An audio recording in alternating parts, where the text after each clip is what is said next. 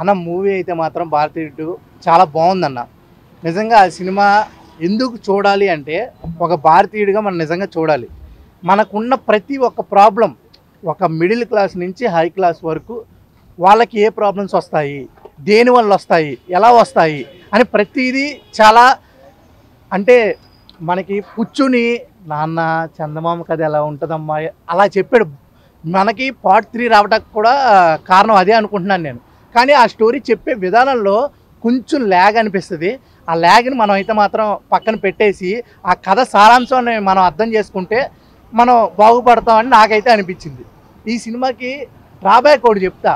Music drawback అంటే background score బాగుంది, కానీ సాంగ్స్ పరంగా కొన్ని సీన్స్లో నాకు అంత బాగా అనిరుద్ధ్ గారు మెప్పించలేకపోయారు ఏఆర్ రెహమాన్ గారితో పోలిస్తే. మన పచ్చని చిలకలు తోడుంటే అని మంచి మంచి పాటలు ఇప్పటికీ మనం నోట్లో హమ్ చేసుకుంటూ ఉంటాం అనమాట. ఆ హమ్ చేసుకునే మ్యూజిక్స్ దీంట్లో అయితే లేవు. ప్రతి ప్రాబ్లం గురించి చెప్పారు, కానీ ఈ సినిమా అలా హైవేలో అలా వెళ్తూ ఉంటుంది అనమాట. 100 స్పీడ్ బైక్ ఎలా వెళ్తూ ఉంటుందో అలా వెళ్తూ ఉంటుంది, ఎక్కడ స్టాప్ అయితే ఉండదు. అందుకే పాటలు కూడా లేవనుకుంటా. ఇంకా ఈ సినిమాలో ప్లస్ పాయింట్ కమల్ హాసన్ గారు యాక్టింగ్ అదరగొట్టేశారు. అలాగే కమల్ హాసన్ గారు క్లైమాక్స్లో ఫైట్స్ ఉంటాయన్న, ఒక ఆయన 6 ప్యాక్ కూడా చూపిస్తారు. దానివల్ల కూడా ఈ సినిమా మిస్ అవ్వకండి, చూడండి.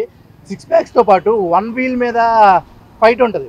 మొత్తం 1 వీల్ మీద నాకు తెలిసి ఈయన ఒక 20 కిలోమీటర్లు తిరుగుంటారు. ఆ 20 కిలోమీటర్ తిరుగుతూ ఫైట్ ఉంటుంది. ఆయన కాలు కింద కూడా పెట్టరు అనమాట. ఆ ఫైట్ కూడా చాలా బాగా మెప్పించింది, అది కూడా చూడండి. ఇంకా ఈ సినిమాలో ప్లస్ పాయింట్ ఏంటి అంటే సిద్ధార్థ్ గారు యాక్టింగ్ ఎమోషన్ సీన్స్లో అదరగొట్టేశాడు ఆయన కూడా. ఇంకో డ్రాబ్యాక్ ఈ సినిమాలో హీరోయిన్ రకుల్ప్రీత్ పెట్టాల్సిన అవసరం లేదు. ఆవిడకి ఏమీ క్యామియో రోల్ కూడా లేదు ఆవిడకి, వేరే ఎవరినైనా పెట్టచ్చు. అలాగే విలన్ కొంచెం అంతలా నన్ను మెప్పించలేకపోయాడు. అది ఈ సినిమాలో నాకు నచ్చినవి అయితే ఆల్రెడీ చెప్పేశాను. ఈ సినిమాకి ఓవరాల్గా 5కి 4 అయితే నేను రేటింగ్ ఇస్తాను. ఇంకా ఎనీ క్వశ్చన్? ఇప్పుడు కమల్ హాసన్కి సిద్ధార్థ్కి సంబంధం ఏంటది అంటే ఏం లేదు. ఇప్పుడు నేను నార్మల్గా వెళ్ళానబ్బా, హెల్మెట్ కూడా పెట్టుకుని వెళ్ళాను. పోలీసుడు ఆపి లేనిది అడుగుతాడు కదా, అప్పుడు మనం ఏమనుకుంటాం, దుబ్బేవాడు ఒకటి రావాలబ్బా అని అనుకుంటాం కదా. అలాంటోడు సిద్ధార్థ్, అలా వచ్చేవాడు కమల్ హాసన్. కమ్బ్యాక్ ఇండియా అంటే ఆయన్ని నువ్వు ఎక్కడున్నా రాస్వామి, ఇక నాయన రచ్చ జరుగుతుంది, ఎవడో పడితే ఆడ కరప్షన్ పెరిగిపోయింది, నువ్వు వస్తే ఇక్కడ బాగుంటుంది అని చెప్పి సినిమాలో అది ఫస్ట్ హాఫ్ అంతా ఇది అనమాట. సెకండ్ హాఫ్ వచ్చి ఆయన ఏం చేస్తాడో సెకండ్ హాఫ్.